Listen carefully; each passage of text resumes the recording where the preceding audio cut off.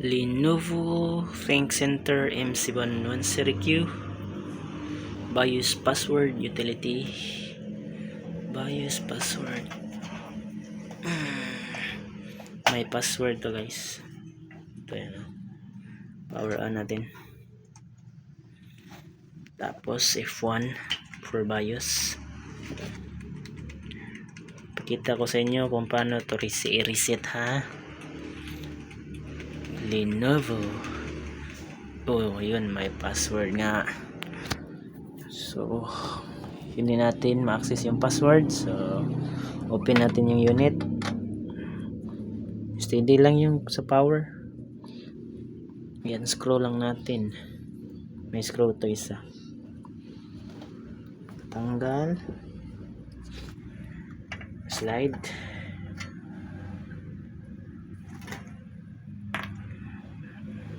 Para ma-reset yan, hanap tayo ng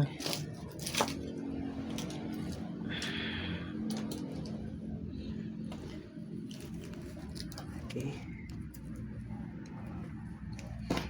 At dito sa board nya, hanapin natin yung jumping wire. Ito yung jumper, yung kulay ay itim. Yan yun. Para remove yung password. So, walan tayo ng isang yung wire para matanggal natin yung jumper. At dito.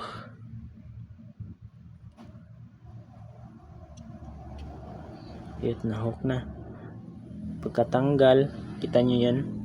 Meron pa yung extra dyan. Pagkatanggal, tanggalin, tapos ilipat dito sa kabila, sa katabi lang. Ayun, pagkalipat, restart, control alt delete lang sa keyboard para ma-restart.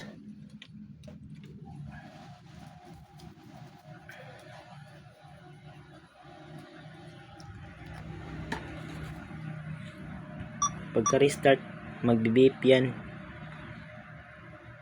Pag nag-beep na, pwede na tanggalin to, ibalik yung yung sa jumper niya. Ibalik natin kung saan ito original nakalagay.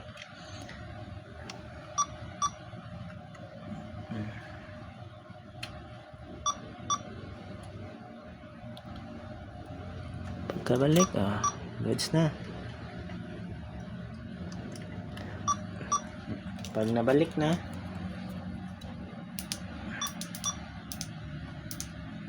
unplug na lang yung sa power adapter para ma-off.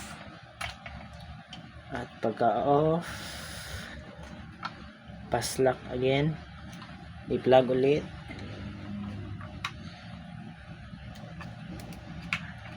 Pagka-plug, under yan ng kusa.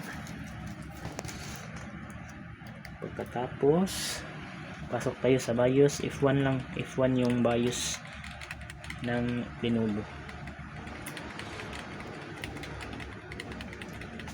Press lang palagi ng F1.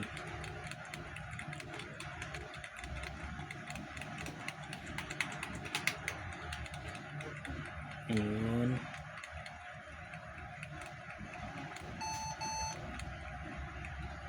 Ayun. Tcharan! Nabuksan na natin.